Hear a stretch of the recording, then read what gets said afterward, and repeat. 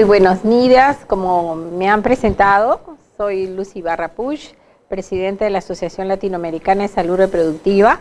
Trabajo en el Instituto Materno Perinatal y vamos a ver de tal modo que en estas presentaciones que han escuchado ustedes antes, han podido ya trabajar temas de la clave roja, de la clave azul, han podido ver definiciones, procedimientos, intervenciones, y entonces ahora lo que me compete es explicar esta implementación del manejo estandarizado, porque es muy importante saber qué pasos vamos a seguir de acuerdo a cada emergencia y cómo vamos a unificar este tipo de intervención, ¿no? La parte de medicamentos y la parte de novedades en la intervención, estoy segura que ustedes también han estado trabajándolo en el manejo de cada caso, pero vamos a definirlo en esta clase juntamente con cada clave para no tener que apartar de forma aislada y fría lo que es la medicación o el tipo de intervención que se está trabajando con las experiencias que tenemos en el Instituto Materno Perinatal, que es un instituto especializado, es el FONI, ¿no? Donde las funciones obstétricas y neonatales son intensivas en su mayoría. Entonces vamos a ver cómo este equipo interdisciplinario va a trabajar de forma ordenada.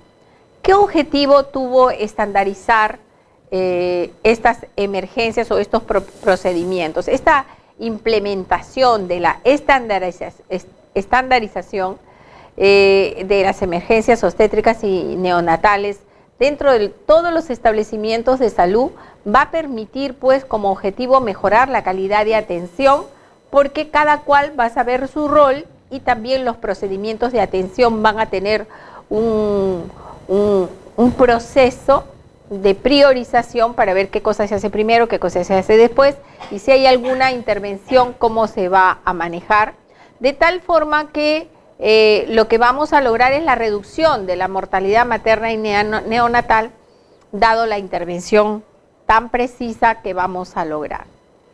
Este proceso, ¿no?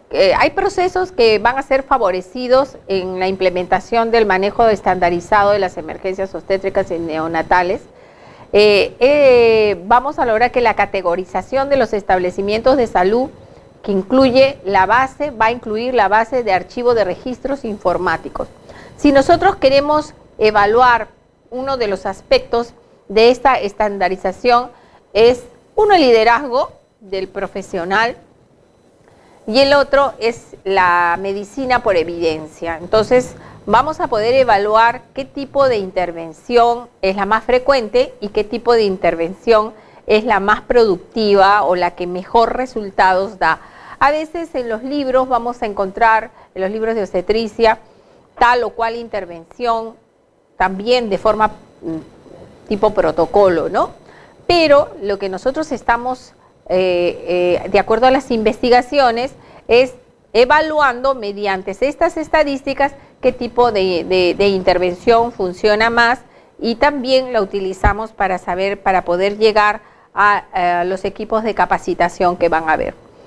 Entonces, la implementación del aplicativo FON, Funciones Obstétricas Neonatales, con cumplimiento de un 80% o más de las variables según niveles de capacidad resolutiva.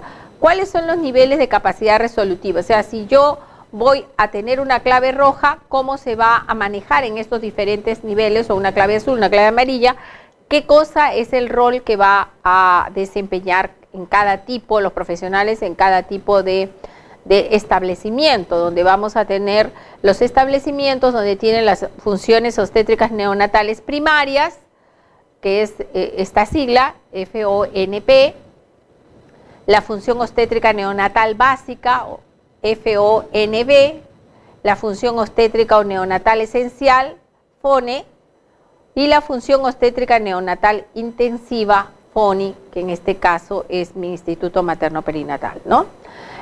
Ahí también vamos a lograr evaluar lo que les decía, los estándares o indicadores de calidad.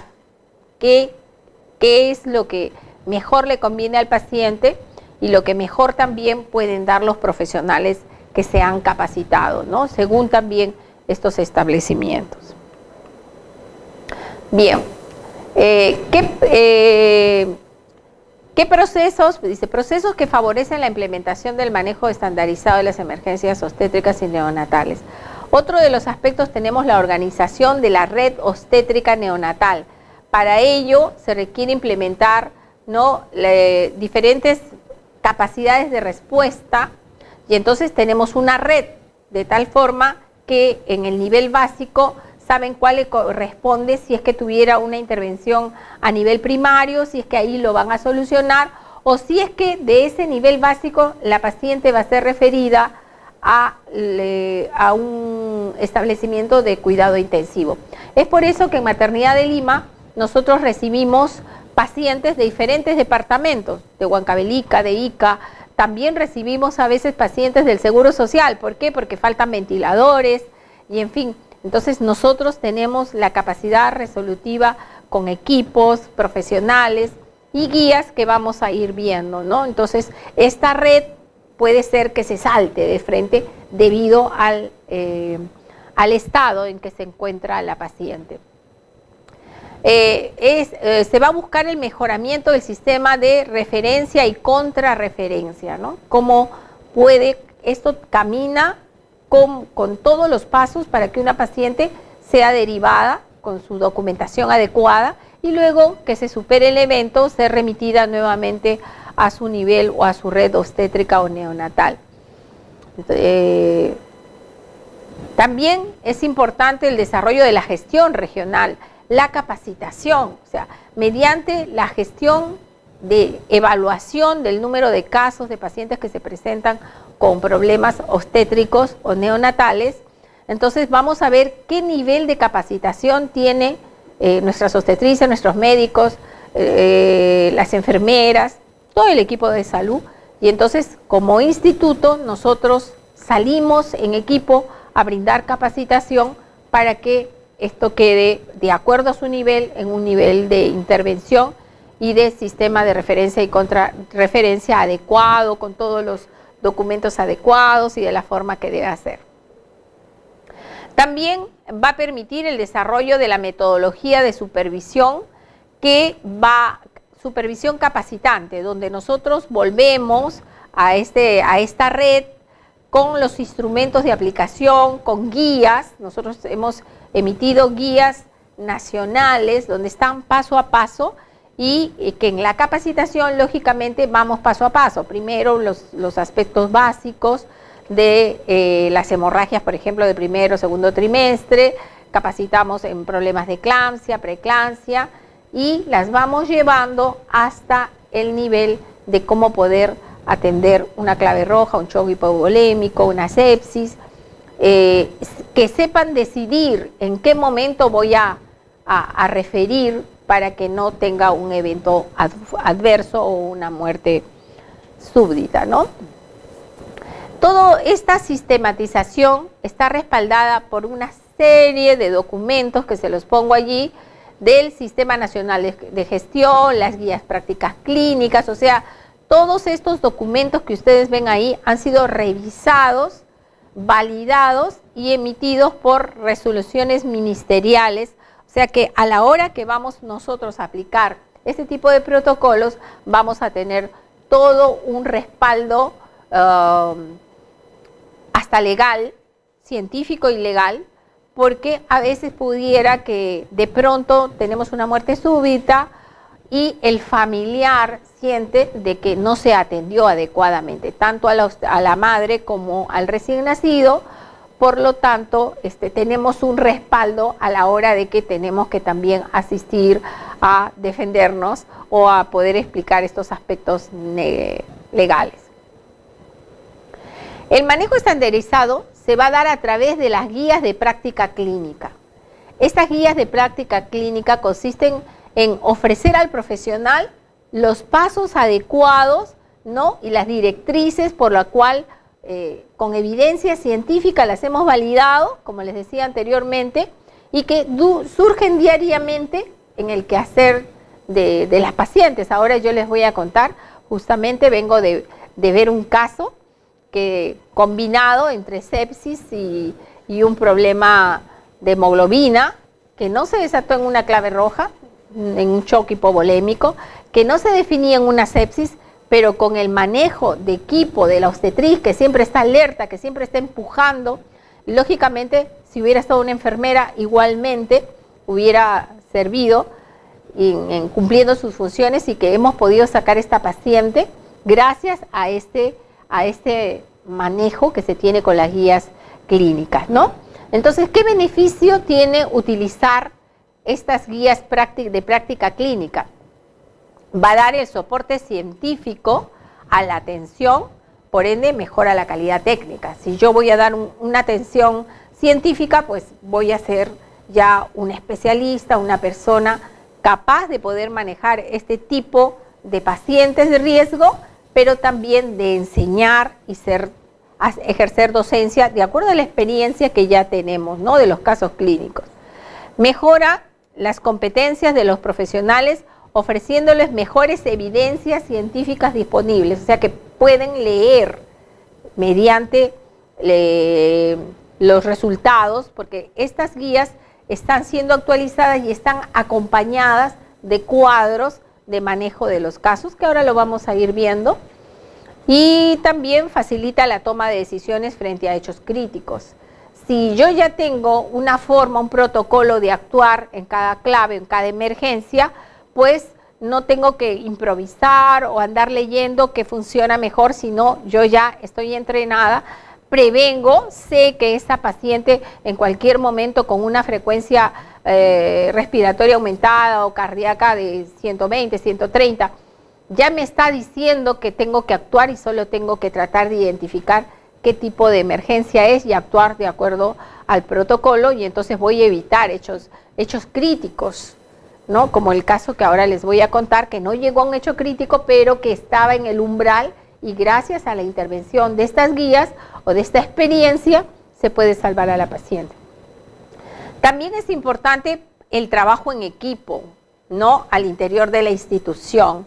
A veces pensamos que capacitando obstetrices, capacitando médicos, capacitando enfermeras, todo está bien. Pues ahora vamos a ver qué rol tiene el técnico de enfermería, el promotor de salud en la comunidad. No tan solo porque nosotros somos los especialistas, o el médico solo debe de capacitarse, o la enfermera o la obstetriz. Todos debemos saber qué hacer. Dentro de una institución donde hay emergencias obstétricas, cada uno tiene un rol. Y recuerden de que en provincia yo he podido viajar a algunos lugares del país donde el lunes está el médico, el martes está la enfermera, el miércoles está la obstetriz, ¿no?, y el jueves el sanitario. Lógicamente, si hay una emergencia, están atentos al llamado, pero ¿quién va a resolver en ese momento, ¿no?, una obstetriz? ¿Quién va a resolver evitar un choque hipovolémico? ¿Quién va a dar la alarma o gestionar los documentos para una referencia, ¿no?, a un lugar mejor? Es el profesional trabajando en equipo. Si se da la emergencia, cada cual va a tener que actuar de acuerdo al protocolo, sin chocarse, sin decir esto me toca, sino cada uno ya sabe qué función va a desempeñar. La protección legal que les hablaba, porque muchas de las pacientes tenemos una muerte materna alta, por lo tanto puede morir en el establecimiento una mujer. Nosotros creo que hemos tenido 96 casos el año pasado en maternidad, y entonces siempre la reacción de la familia, ¿no? La mataron, no la atendieron, la paciente llamaba, el medicamento le chocó, qué sé yo. Entonces se revisa la historia clínica paso por paso. ¿Y qué es lo que nos defiende? Haber seguido el protocolo. Si el profesional no siguió el paso, se saltó uno, bueno, ya tenemos una deficiencia, ¿verdad? Y ahí está el profesional también, se explica por qué saltó ese paso, en fin, y nos va a dar esa protección legal. También facilitar la definición de costos y la investigación, ver qué tan importante es una inversión en mantener los medicamentos, en mantener ciertos equipos que van a salvar vidas de mujeres, si bien es cierto no son de uso diario, pero que están allí para salvar vidas. Y también el costo de la investigación. Ustedes saben que un programa de investigación cuesta, hay que tener unos software, hay que tener personal, pero es vital para poder leer y saber cuántos casos tuvimos, qué intervención fue la más adecuada, y entonces va a ayudar mucho a nuestro quehacer. Y también va a mejorar la satisfacción del usuario, ¿verdad?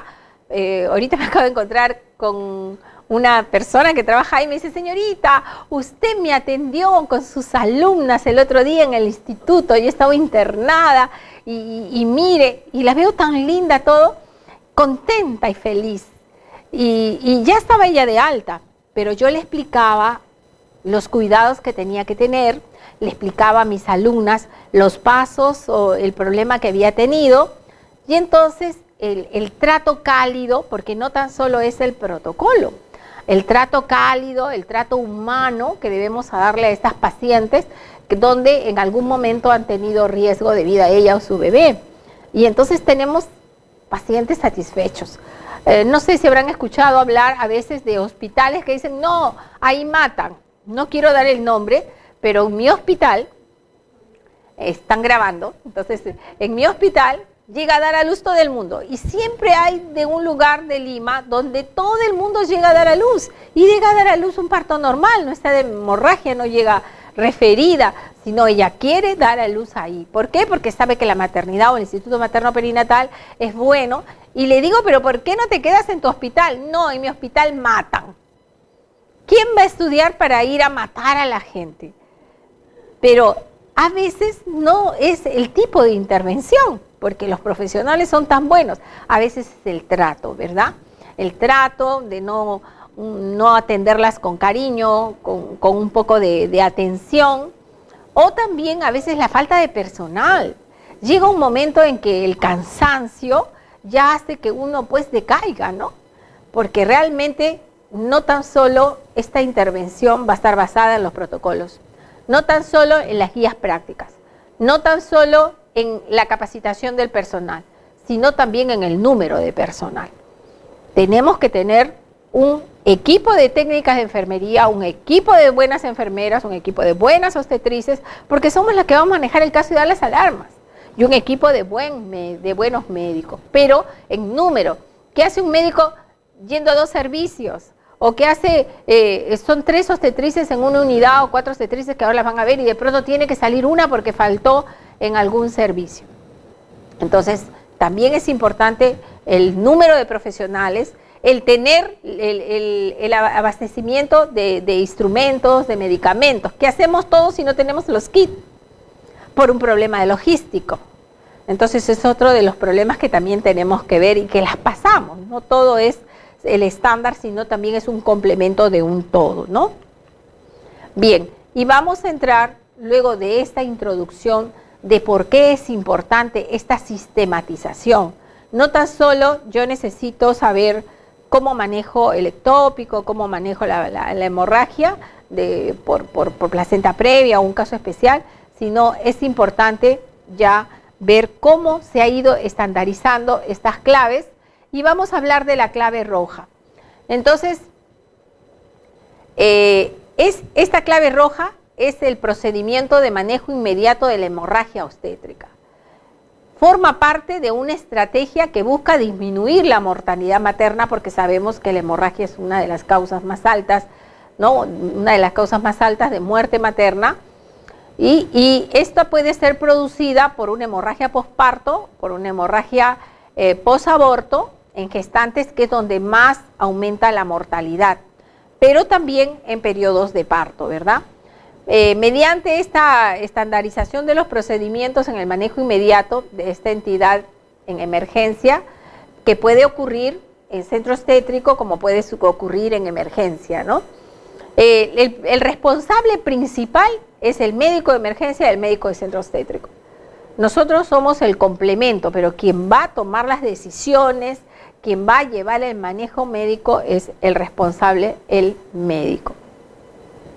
Bien, para ello existe un protocolo para este manejo inmediato del shock hipovolémico por una razón obstétrica que puede aplicarse desde el nivel primario. O sea, este problema va a ocurrir porque nosotros atendemos partos en lugares donde solo hay una posta, ¿verdad?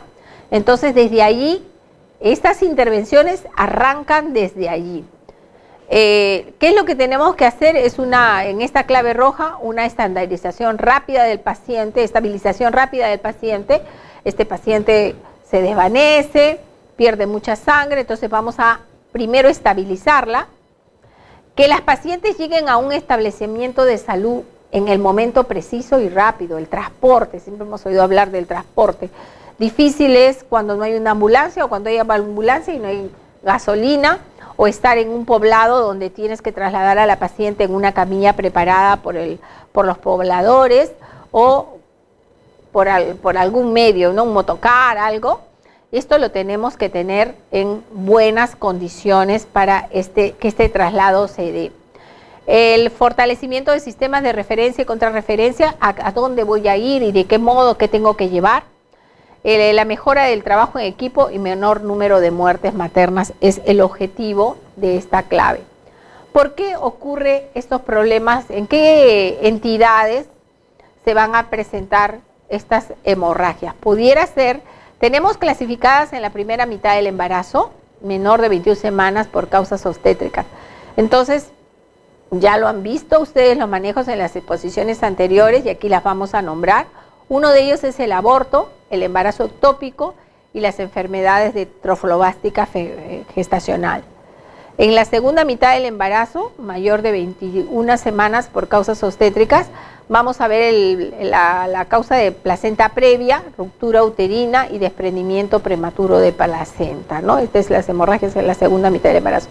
Y hemorragia puerperal por atonía uterina, por inversión uterina, por retención placentaria y acretismo placentario. Son las entidades más frecuentes en estas etapas. Y también vamos a ir viendo cómo, qué características, he querido rápidamente, y ya lo han repasado ustedes, las diferentes características que existen, ¿no? En estos acontecimientos como la placenta previa, un sangrado rojo, rutilante, escaso o mayor cantidad, sin dolor asociado y con útero blando. El desprendimiento prematuro de placenta, también las características del sangrado, escaso, abundante o ausente, y el útero está hiperestimulado, doloroso. La ruptura uterina también, qué características, donde el sangrado es rojo oscuro, escaso, hiperdinamia o cese de las contracciones, palpación de partes fetales, dolor presente o ausente, latidos cardíacos fetales variables o ausentes. Entonces vamos viendo aquí también en el desgarro del canal del parto, en la retención placentaria, en la ruptura uterina. Entonces les he traído un resumen de las características del sangrado para poder ir identificando estos casos de hemorragias.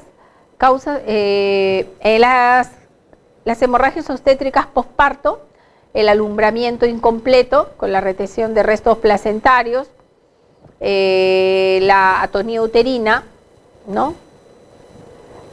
Con la disminución de la capacidad contráctil del útero por sobredistensión de la fibra muscular muchas veces, y la inversión uterina también, cuando el fondo del útero se invagina en la cavidad y puede descender arrastrando sus paredes, atravesar el cuello y hasta asomar en la vulva, ¿no?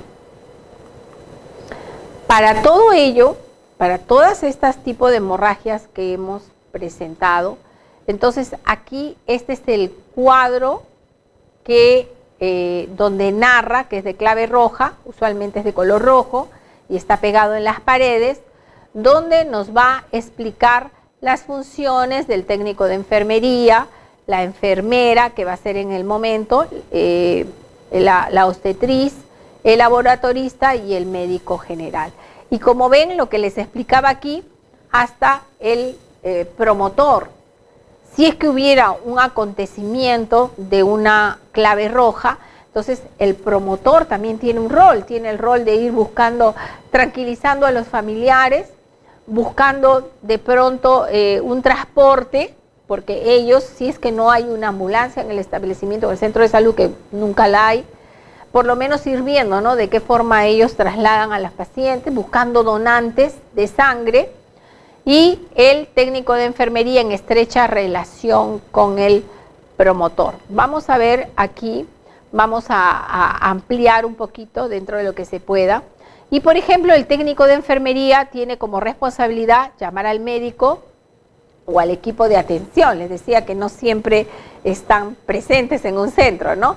O a veces también están en puerperio o están en algún otro tipo, en lugar del establecimiento. Entonces llama al médico, llama al equipo de atención, ¿no? Alcanza el kit de clave roja, que ahora vamos a ver qué contiene, u otros materiales necesarios, alcanzar el aspirador de secreciones y la preparación de la sala de operaciones, si es que él viera que es necesario.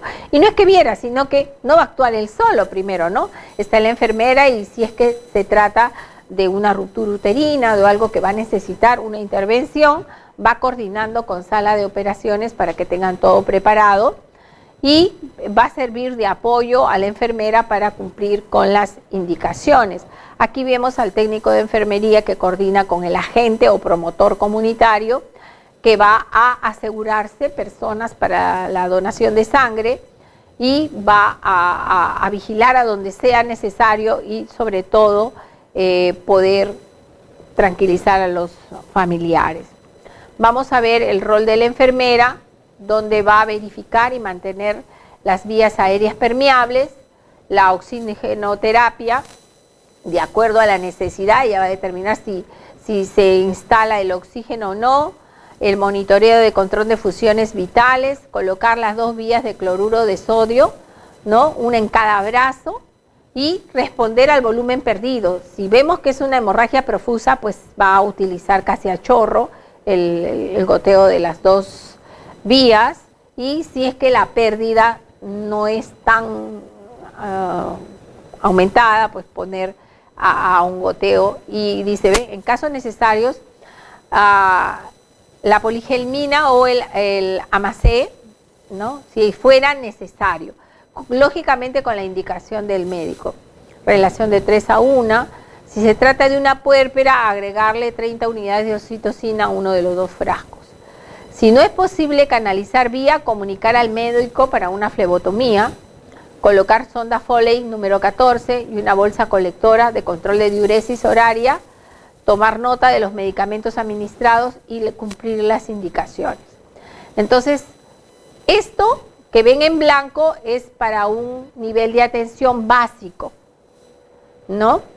Y si es que pasa ya a un nivel de atención primario, ya podríamos verificar el kit de medicamentos para sala de operaciones o buscar las referencias del caso, ¿no? A partir de acá, yo ya tengo que referir a la paciente, no puede quedarse allí, y también cumplir con todos los requisitos para sala de operaciones, si es que este hecho lo necesitara. La obstetriz, y aquí vamos a ver, dice, si es gestante menor de 22 semanas, va a tener que monitorizar la dinámica uterina, los latidos fetales, mayor o menor, los latidos fetales, y hacer un tacto vaginal, colocar un espéculo, de acuerdo a lo que se vaya dando, ¿no? Si es gestante de menos de 22 semanas, verificar la presencia de restos en vagina, sospechando de un aborto, y retirarlos manualmente. Si es hemorragia posparto, comunique al médico.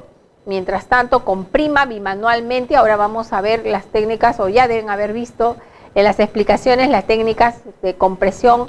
Hay técnica manual, hay técnica bimanual, ¿no? Puede hacer una compresión bimanual externa o combinada, aplicar ergometrina, misoprostol, 4 tabletas vía rectal, o la faja puerperal, que también se las he traído para que vean, es una faja que se pone y que ayuda a la comprensión de la hemorragia, vendaje de miembros inferiores y control de sangrado. Pero si en ese momento, como en algunos lugares están, las obstetrices están encargadas de las puérperas y se presenta un evento, tiene que combinar las dos funciones. O sea, tanto atender lo que le compete, más tratar de colocar la medicación, las vías y todo lo demás, ¿no? Grandioso es trabajar en equipo. Y aquí lo del médico, que es las funciones del médico. El médico va a estabilizar las funciones vitales, ¿no? Va a evaluar a la paciente y va a entrar, pues, a hacer el examen clínico, a identificar el evento para actuar acorde a lo que se está presentando. Va a ver la episografía, si es un desgarro, el canal vaginal o el tipo de característica que tiene el útero, si es una atonía, y va a definir la severidad del cuadro. El médico, de acuerdo al nivel de atención, va a decidir si va a ser referida. El médico, de acuerdo al nivel de atención, va a definir si es que pasa a sala de operaciones o pasa a la unidad de cuidados. En este caso, la clave roja pasa de frente a sala de operaciones porque en ese momento se trata del desgarro y la mayoría de intervenciones, si es una atonía uterina, hay que sacar el útero, se resuelven en sala de operaciones, ¿no? Más que en cuidados intensivos. Después la paciente pasa ahí. Pero él define a dónde tiene que ir. Cuantifica la pérdida de sanguínea y decide pues si va a ser un legrado, si va a ser una intervención quirúrgica. Da las indicaciones al personal. En este momento solicita los análisis de laboratorio que tiene que sacar el laboratorista, pero esa es la ventaja que tiene la estandarización. Si él ya sabe en una clave roja qué tipo de... No va a esperar que le ordene un hemograma, un grupo sanguíneo para una transfusión, ¿no? Entonces él ya, más bien aquí, trata de pedir el resultado, porque ya eso ha sido tomado y entonces tiene que acortarse los tiempos para que haya ese resultado. Perfil de coagulación y de acuerdo a la capacidad resolutiva de donde él se encuentre, con una paciente estable, tenemos que tender a estabilizar a la paciente, no podemos pasar a una paciente en crisis, ¿no? Ahora, por ejemplo, me decía la interna o el residente, hay que pasar a la paciente al tópico para examinar si hay restos. Y entonces yo veía que estaba con un pulso de 130, me decía que se sentía mal, la veía con una palidez de 2 cruces. El pulso sí estaba bien, increíblemente comentábamos eso, tenía 120/60, entonces no había pérdida sanguínea que la llevara, no era un shock hipovolémico. Ahora le voy a explicar el caso. Entonces, de acuerdo a eso, tiene que resolverse el caso, pues, ¿no? De acuerdo a lo que vas viendo. A veces viene, no defines. En este caso no era un shock hipovolémico, sino que había un problema de hemoglobina con un cuadro de fondo de infección. Entonces, ahí es donde uno, pero doctor, la veo pálida, pero yo no puedo llevarla. Es imposible. No, la vamos a llevar en silla de ruedas, me dijo la interna de medicina. Y el doctor me dijo, sí, doctor, usted la pasa y ella hace una clave, pero no puede pasarla. Ha estado sentada y ha estado inestable. Yo le he acostado, le he levantado las piernas, he instalado nuevamente la vía con cloruro de sodio, no está chorro porque no pierde sangre en gran cantidad, pero ha mejorado un poquito en esa postura. Si volvemos a cambiar esas condiciones, ella nos va a hacer un cuadro agudo. Entonces hay que mejor examinarla acá. Le indiqué al auxiliar, tráeme un biombo. Doctor, yo le sugiero que sea examinada acá. Guantes, una chata, pero todas las condiciones, bum, bum, bum, el auxiliar me trajo el bombo, todo. Proceda, doctor. Y ahí la chequeó y no había ningún sangrado, no había pérdidas, no había nada, pero la paciente estaba mal. Entonces, tanto la enfermera como el obstetriz, pues, tiene esa responsabilidad de poder sugerir o poder alertar al médico, y es el médico igual que va a dar la decisión final a dónde va a pasar la paciente, ¿no? Bien. Este es el fluxograma. Así es, se los presento así porque es como están en las guías. El cuadrito y el rombo, todo eso tienen un significado. Si es que va así, si es que va así, si es que el cuadro se presenta así. Entonces, en el de clave roja es esta, donde figura paso a paso cómo va a ir avanzando la paciente y cómo va a ser yendo atendida o derivada. Aquí un poco de las instrucciones para que se entienda este cuadro o la atención que se va a hacer en clave roja. Y aquí el kit de medicamentos, porque la paciente al ser referida tiene que ser trasladada con su kit.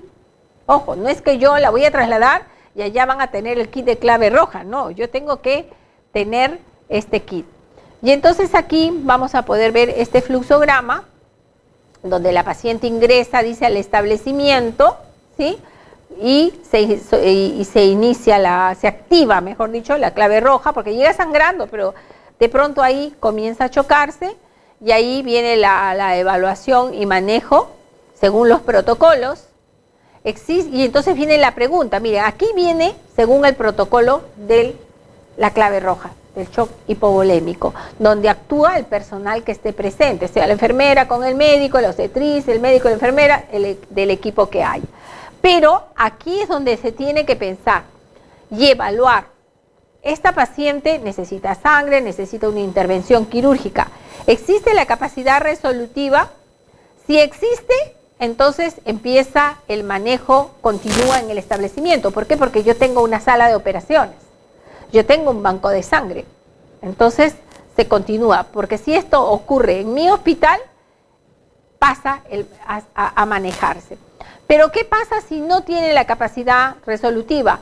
Hay que buscar el lugar de referencia. Si estoy en Corococha, ¿a dónde me toca? Si estoy en Villa El Salvador, ¿a dónde me toca? ¿Cuál es mi hospital de referencia? Para poder coordinar, lo primero que se hace se llama. Nosotros en los hospitales en mi hospital tenemos un centro de referencias y contrarreferencias. Y entonces allí estamos llegando con una paciente con cuadro de shock hipovolémico, tal. Entonces ya en mi hospital se alerta en emergencia al equipo de la clave roja. ¿Sí? Entonces ya está el anestesista, el internista, el médico de turno, la obstetriz, la enfermera, todo el mundo está, el kit. No estamos esperanzados a que traigan, todo está allí ya listo para recibirla, ¿no? Y entonces, pero, ¿qué pasa si no hay la coordinación, si no hay el aviso? El doctor está en la residencia, el anestesista está en sala de operaciones, y entonces llega y dice, clave roja, acá traigo la referencia. Recién van a activar la clave roja, es pérdida de tiempo. Por eso es que a veces uno de los factores de la muerte materna es el transporte y el tiempo para actuar, ¿no? Entonces hay que avisar lo más rápido posible y sobre todo, esto es muy importante, verificar los requisitos de referencia y cómo se traslada a la paciente, ¿no? Dice, ¿qué tipo de paciente tienes que referir? Sobre todo una paciente estabilizada pero con un pulso de 100 y hay unas indicaciones con una vía permeable. Si requiere oxígeno, tienes que trasladarla con el oxígeno más o menos en una proporción de 3 litros por minuto, con cánula binasal. En fin, toda esta forma de referir a la paciente y con un personal que tenga competencias para ello. ¿Qué pasa? Muchas veces ha pasado. Yo he visto en el seguro, por ejemplo, que el paciente está en emergencia y van a llevarlo a la unidad de cuidados intensivos y lo llevan sin oxígeno, o el auxiliar no verifica la mascarilla, hace un paro en ese momento, ¿no? Igualito ocurre acá. El personal tiene que ser capacitado para ver si la paciente la requiere movilizar con oxígeno, que esté en las vías permeables.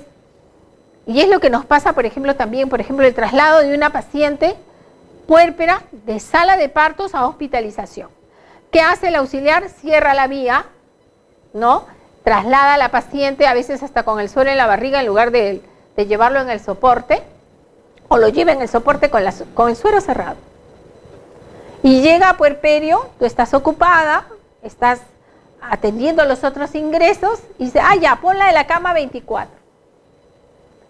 Y es una paciente que estuvo en las 2 horas de puerperio en sala de partos con la vía obstruida. Porque hay pacientes que te dicen, no pasaba el suero, yo les decía, pero no me hicieron caso y me trajeron. Y en esos minutos que tú demoraste, mientras vas, la registras en el cuaderno de ingresos y la ves, lógicamente lo primero es ir a ver a la paciente. Pero no siempre estás con el tiempo para irla a ver inmediatamente. Entonces estás registrando, estás ocupada, ponle la cama 24. Cuando tú vas a verla, está prechocada. ¿Por qué? Porque hace rato que no pasó suero. Un tiempo en sala de partos. Pero no contemos con el tiempo que en sala de partos no estuvo con suero, porque ya sería un error. Supongamos que cierra el suero, la trae y ahí la dejan. Durante ese tiempo no pasa la oxitocina. Y puede haber una otonía uterina. Y en ese momento activarse una clave roja, como nos ha pasado, ¿no? Entonces, es muy, muy importante que la persona que maneja a la paciente o que va a trasladar a la paciente esté preparada en los manejos de esta clave roja. Una vez que se refiere a la paciente, hay que viajar junto a la paciente, hay que estarla monitorizando a cada rato, tomándole las funciones vitales, en posición de 3 de Lebur o la posición anti-shock que sea conveniente, abrigar a la paciente, que ayuda mucho, oxígeno y bueno, todos los cuidados de emergencia que deben haber. Es importante, tanto el traslado como mantener a la paciente, ¿no?, con oxígeno, con sus vías y con todos los cuidados que tengan que hacer y controles de funciones vitales. ¿Qué pasa una vez que ingresa al establecimiento de referencia? Dice, el personal que acompaña entrega la hoja de referencia, la hoja del monitoreo de la paciente, las funciones vitales, y el personal que recibe firma la hoja y se hace responsable. Todos estos protocolos son importantes, no es que yo voy y la dejo. La documentación también y está escrita acá, ¿no? Y entonces ya la paciente queda bajo los cuidados del lugar de atención, de mucho mejor atención. Entonces miren cómo ustedes, este fluxograma va a ayudar, porque le va a decir a cada cual y en cada momento lo que se tiene que hacer. Bien, entonces vamos a ver acá los aspectos más importantes que no se veían en el fluxograma, que es definir el lugar de referencia. Es importante. Yo no voy a trasladar a una paciente que porque es más cerca, por ejemplo, de San Mateo a Matucana, si no voy a tener yo el banco de sangre o la sala de operaciones listas para poder intervenir. De repente podemos agarrar la ambulancia y referirla desde San Mateo hasta la maternidad de Lima. Ay, pero es más lejos. Sí, pero el personal que la va a llevar con sus vías canalizadas, la va a llevar tomando funciones vitales, la va a llevar con su oxígeno y va a ser mejor la decisión de trasladarla de acuerdo a la evaluación médica desde San Mateo al Instituto Materno Perinatal. ¿Por qué? Porque ahí va a pasar de frente a sala de operaciones a hacerle una histerectomía o a recibir el tratamiento que deba hacer, porque ahí hay de todo, ¿no? A que llegue a un lugar donde... Pero si la van a estabilizar nuevamente, la va a ver el doctor, pero no tienen sala de operaciones. Entonces va a tener que volverse a hacer los trámites, volver a referir a la paciente, ¿no? Entonces es mejor tomar una decisión acertada. Es importante, decíamos, coordinar con el personal donde va a ser referida para poderle ir indicando qué se va a necesitar y que puedan sacar todos los equipos que se necesiten en ese momento. Si no hay modo de comunicación o de transporte, envío a una persona adelante para que consiga ayuda y comunique, ¿no? Tendremos que mandar un familiar o algo para poder ir avisando a dónde va a llegar el caso que va a llegar. Defina a los proveedores que acompañarán a la paciente. A veces dice, ay, ¿con quién va a ir la paciente? No, con el interno de obstetricia. Jamás, pues, jamás. Tiene que ir con una enfermera o ir con la obstetriz. ¿Se acuerdan que dicen, ahora poco murió la obstetriz serunista que iba en una ambulancia evacuando? Es en estos casos donde tienes que ir monitorizando. Y hemos tenido el caso que hasta a veces han sido capaces de en ese momento dar su sangre, ¿no? Por cuando han visto que es un shock y toman la decisión y bueno, tantas cosas que se han visto. Entonces es muy importante definir a los proveedores y solo definir a los trabajadores de salud. ¿Qué opinan? ¿Por qué se volcó el carro? ¿Porque el chofer no durmió o por qué se quedó el carro a la mitad, porque no tenía gasolina. Entonces yo tengo que, todo el equipo, desde verificar la movilidad en que va a ir, si hay gasolina, si fue un buen carro, si el chofer es la persona adecuada, porque de repente no maneja muy bien y en esa crisis va a tener que acelerar y con tantas curvas, o acá en el tráfico mismo de Lima, ¿no? Entonces todas esas cosas hay que verificar, los proveedores. Es importante que un familiar acompañe a la paciente, ¿no? Un familiar que tiene que de pronto estar cerca para poder comprar algo, para poder acompañar, para poder verificar el tipo de atención. Y de pronto también mejor un familiar, a veces se sabe qué grupo de sangre tiene, ¿no? A veces se decide si es el esposo, si es el hermano. ¿Qué preferirían, al esposo o al hermano? Verificar, ¿no sabes si tienes el mismo tipo de sangre que ella? Sí, somos A positivo. Ah, tú te quedas. Tú andas en tu micro, ¿no? Al esposo, porque en esa posibilidad podemos llegar con el donante inmediatamente. A ver, lleve el kit consigo y la hoja de referencia. No puede ir sin un kit ni puede ir sin la hoja de referencia, porque ya dijimos que en el camino hay que ir poner tratamiento. Apenas ingresa al establecimiento, hay que dar la voz de clave roja. Presente el caso al médico de turno, entregando la ficha de referencia. Apoye lo que sea necesario para la estabilización de la paciente. Indique a los familiares de la paciente que deben estar atentos ante la posibilidad de requerimiento de sangre o de algún medicamento o autorización para la intervención quirúrgica. Ustedes saben que se necesita firmar para que sea operada, o hay medicamentos que no tiene el CIS en ese momento y el paciente puede, el pariente puede salir a buscar lo que falte, ¿no? Asegúrese de llevar consigo las pertenencias de su establecimiento y el número telefónico para saber acerca de la evolución de la paciente. Claro, ya, lógicamente. A veces llevamos al paciente y hemos dejado la ropa con su DNI. Y eso es fundamental, su DNI. O algún otro tipo de cosas. No porque esté grave, tampoco nos vamos a olvidar del celular o de su plata, ¿no? Que es tan importante. ¿Y qué pasa? Mi celular, ay, no sé, se perdió. La plata, él vino con 500 soles, ¿dónde está? Por ahí quedó. Entonces son cosas que también son responsabilidad y que están inmersas en esto. Y también es bueno, como decía, hacer el seguimiento para poder llamar, porque el familiar ya prácticamente queda afuera. Hay que comunicarse inmediatamente con los médicos especialistas, con el ginecobstetra, con el pediatra o con el anestesiólogo, de acuerdo a lo que sea la clave. Y verifique si la paciente va a requerir de sala de operaciones. Evaluar la necesidad de transfusión para poder ir pidiendo grupo todo y a los donantes y los exámenes de laboratorio. Y decía, se tomará la decisión más adecuada para la intervención quirúrgica, explicar a las parientes y a las familias la severidad del caso y los procedimientos que se van a realizar para que firmen el consentimiento. Esto es otro aspecto muy importante. Siempre recibimos a la paciente, pero ¿qué tiene? ¿Qué tiene? Se desesperan y los tenemos afuera, sin información, horas de horas, para luego bajar y decir que la mujer murió, o que está en cuidados intensivos, y que se hizo todo, pero ¿no? Y entonces es importante que el pariente esté cerca, que se sienta partícipe de todo el esfuerzo que se hace para salvar esta vida. Y si las cosas salen bien, ahí vamos a tener los usuarios satisfechos, ¿no? Donde dicen, pucha, ¿qué hice? El médico se esforzaba, esto salía, y qué tipo de atención, y tenían los medicamentos, yo salía a comprar algo, pero... Entonces eso ayuda al prestigio y a la satisfacción del usuario, que es muy importante. Monitoreo estricto del paciente, de acuerdo a evolución y capacidad, continúe el procedimiento. Si estamos en un nivel de atención básico o un tipo primario, ya no, básico, y el otro que tiene sala de operaciones, tenemos que tomar la decisión de si la pasamos al instituto, a un FONI, a un instituto que es la maternidad, ¿verdad?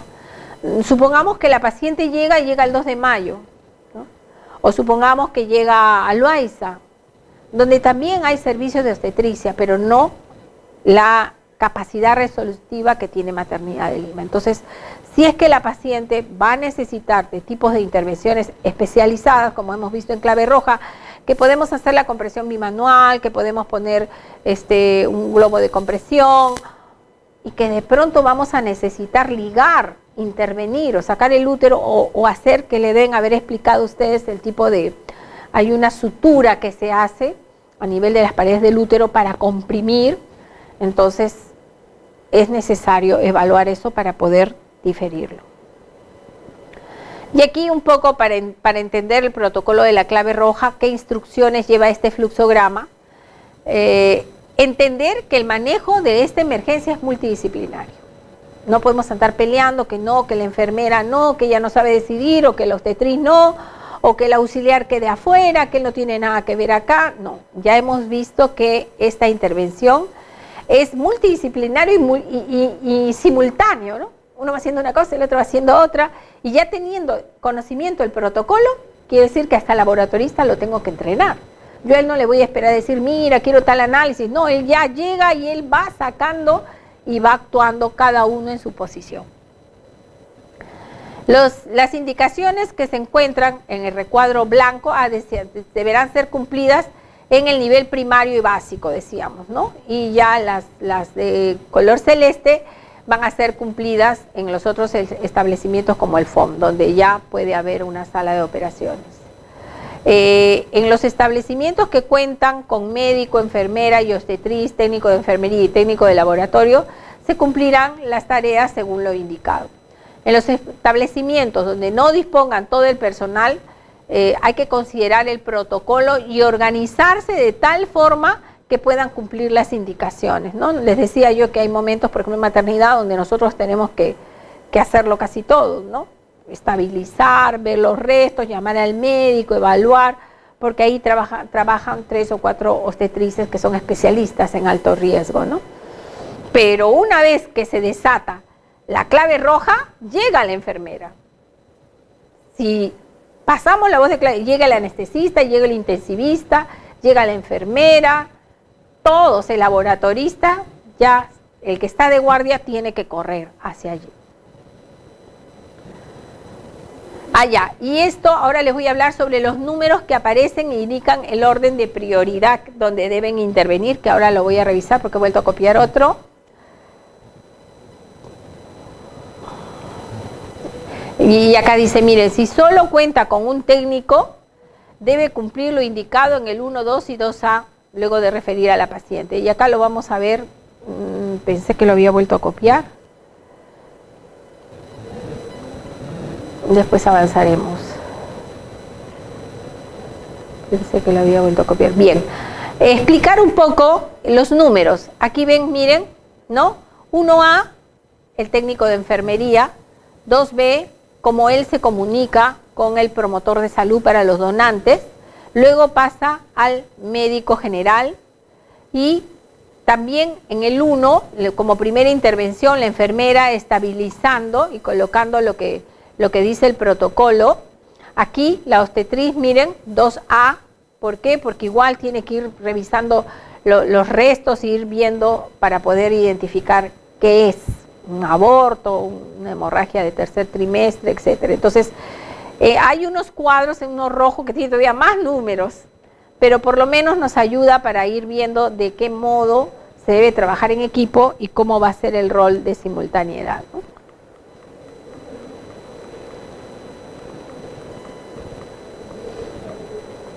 Y aquí, para que vean, en el instituto hemos logrado definir guías clínicas para cada caso, fluxogramas para cada caso.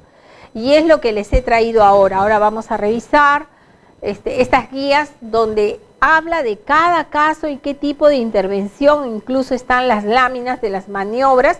Es excelente, se lo he traído para que se los puedan pasar a ustedes y los puedan tener y revisar con más calma, porque son documentos maravillosos de equipos, de horas de trabajo, evidenciados por estadísticas y por resultados. Entonces ya están validados para que así, a ciegas, lo puedan aplicar.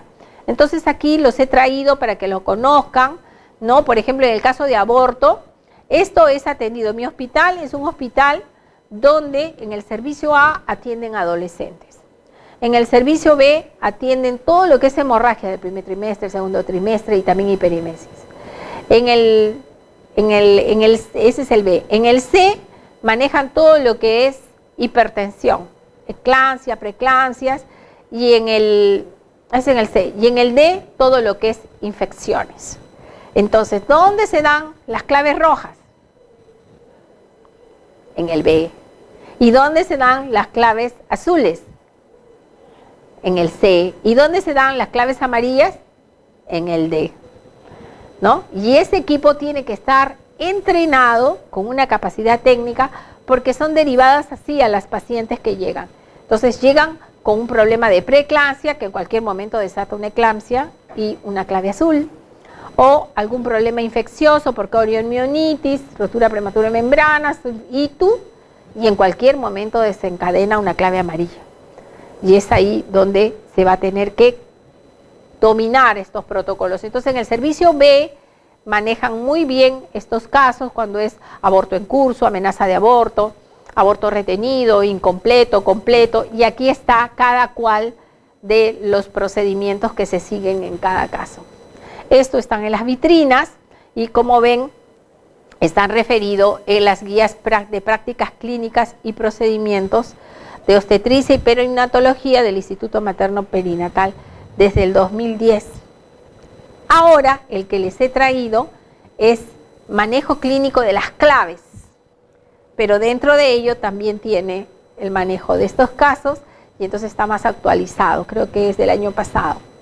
Entonces nos va a servir mucho. Aquí igualmente la placenta previa, el desprendimiento prematuro de placenta, la ruptura uterina, y miren cómo tenemos estos cuadros para que podamos ir viendo las características de cada tipo de los diagnósticos diferenciales de las hemorragias. Mire su inicio, ¿no? En la placenta previa, en el desprendimiento prematuro, en la ruptura uterina. Como aquí, en la ruptura uterina, el inicio es brusco. Acá es brusco y aquí en la placenta previa sí es insidioso. La hemorragia en placenta previa es externa. En el desprendimiento prematuro es interna o mixta y en la ruptura es interna o mixta. El sangrado, rojo brillante, rojo oscura, roja. Hipertensión, no, acá es frecuente dentro de lo que es desprendimiento de placenta, no, miren, cada cual. Entonces, aprendiéndonos estos cuadros y en el día a día ya queda en la cabeza y podemos ir diagnosticando, además de lo clínico, ¿no? Lo que puede ser los signos. Y aquí, por ejemplo, es el servicio B, donde trabajan mis amigas que son súper especialistas en alto riesgo, y vamos a poder ver las medidas generales. ¿Qué pasa cuando ocurre un problema de sangrado? Comunican al médico, ¿no? Y dan los informes, indicar a la paciente cómo prepararse para el examen ginecológico, abrir 2 vías, ¿no? Con un catéter de 16 e iniciar la infusión rápida de solución salina o el cloruro de sodio al 9%, colocar una sonda Foley, ¿no? Para controlar la diuresis, administrar el oxígeno nasal, 3 litros, controlar el control estricto de las funciones vitales cada 10 minutos, un balance hídrico, colocar paso a paso en la historia, eso es importante, hora por hora, porque si estamos atendiendo y nos olvidamos de escribir la historia. Pasa algo y entonces el médico comienza a copiar todo lo que pasó. ¿Y la obstetriz dónde estuvo? Se llevan la historia todo y no hizo nada. Entonces, todos los que les competen deben escribir en la historia lo que van haciendo, preparar a la paciente por si ella fuera quirúrgica, ¿no? El reposo en decúbito lateral izquierdo, con sus barandas, nuestras camas tienen que levantar las barandas, y cumplir todo el tratamiento médico que en ese momento nos puedan indicar. Aquí vamos a ver, y es Vilma, los controles de funciones vitales cada 10 minutos, la canalización de las vías periféricas, ¿no? Hay que conservar el equilibrio electrolítico, restituir el volumen sanguíneo, ¿no? Y en fin, todos los pasos que ya más o menos hemos ido mencionando. Vías aéreas permeables, tener preparados los tubos de Mayo y el coche de paro. Todo eso está en mi hospital listo para ser preparado y manejado por las obstetrices. Buscar signos de alteración de coagulación, porque puede ser que sea un gel o algo, sangrado gingival o petequias. Controlar la diuresis, colocar sonda Foley de 14 o de 12, rotular el día, la hora, medir la diuresis y controlar la oligouria. Aquí ya está el manejo médico, ¿no? El manejo hemodinámico también. Hay que ver los signos de las pacientes. Taquicardia mayor a 100 por minuto, ya te está alertando, ¿verdad? Como la que yo les decía ahora, una taquicardia de 130. Taquimnia mayor de 20.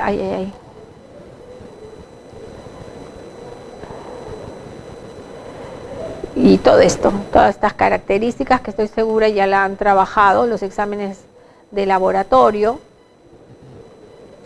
Y aquí para definir ya y ver la actuación del shock hemorrágico obstétrico, su definición, la definición de shock hemorrágico es un estado de choque o síndrome de insuficiencia circulatoria sistémica caracterizado por signos y síntomas de hipoperfusión de órganos vitales. Este choque hemorrágico da un estado de choque asociado a una pérdida aguda y masiva de sangre, ¿no? Con fines prácticos, presión sistólica menor de 90, taquicardia persistente mayor de 120 y ansiedad, sed, sopor, frialdad de extremidades, oliguria asociados a una hemorragia de origen obstétrico, ¿no? Y acá está el cuadro clínico, taquicardia menor de 90, hipertensión menor de 90, hipotensión menor de 90, oliguria y todos estos signos, cianosis, frialdad, es el cuadro clínico, las medidas generales que ya hemos hablado, todo esto se trabaja ahí, el coche paro, donde en el primer cajón vamos a ver todo lo que es los medicamentos, material de consumo, laringoscopio, bolsas para la reanimación, y los soportes para colgar mire, todo eso lo tenemos. Los hemoderivados también, el HEMA-C, el oxígeno. Este es el equipo, del grupo del equipo que trabaja en el servicio B, y es la jefa. Entonces ellas son las personas que se baten en estas claves rojas. Estos son los balones que se usan para comprimir, que seguro también los han explicado en las hemorragias, como la colocación del balón intrauterino. Todo el detalle de la colocación está en las guías. Entonces lo van a poder ustedes tener y ver el procedimiento paso a paso. Y esta es la compresión bimanual externa, miren, que se hace cuando se encuentra un sangrado. Y es la primera forma de comprimir el útero. Aquí tenemos la compresión bimanual combinada, donde una de las manos presiona la vagina y para la parte superior del cuello, y con la otra mano la parte superior del útero por fuera, presionando, ¿no?, firmemente para detener la hemorragia. Y esta es la compresión aórtica que usualmente la trabaja el médico, ¿no? Y también así, cuando la hemorragia persiste, no es que yo la llevo y le vuelo el útero rápidamente a la paciente para salvarle la vida, sino hay otras medidas. Este es el traje anti-shock que presiona, miren, la forma en que se van colocando en las piernas, 1, 2, 3, 4 y 5. Y también tiene una forma de poderse aplicar. Y aquí está la situación de las personas, de los profesionales, la ubicación en la intervención de una clave roja en un nivel de función obstétrica neonatal básica. Miren, la enfermera acá, la obstetriz acá, el técnico de enfermería por acá y el doctor es el médico examinando. Y aquí, en Maternidad de Lima, en el FONI, en el instituto, ahí vamos a tener más personal, le decíamos cuando se desencadena o se da la voz de alarma de clave roja. Tenemos al intensivista, ¿sí?, que sale de UCI, la enfermera, el anestesiólogo, la obstetriz, el ginecostetra, el técnico de laboratorio y los 2 técnicos de enfermería, porque ahí hay que traer más cosas, ¿no? Hay que traer el coche paro, hay que a veces hasta limpiar el piso, llamar al personal de limpieza, que también es importante, tiene que estar hasta el personal de limpieza listo para poder ver cómo cubre la necesidad que se presenta en ese momento. Y esos dibujos también están en las guías, por eso es que he decidido hacer un copy de las guías y traérselas para que las tengan ustedes. Y bien, ¿descansamos un poquito? Descansamos un poquito, es bastante, ¿no? Para poder explicar la siguiente clave azul y clave amarilla.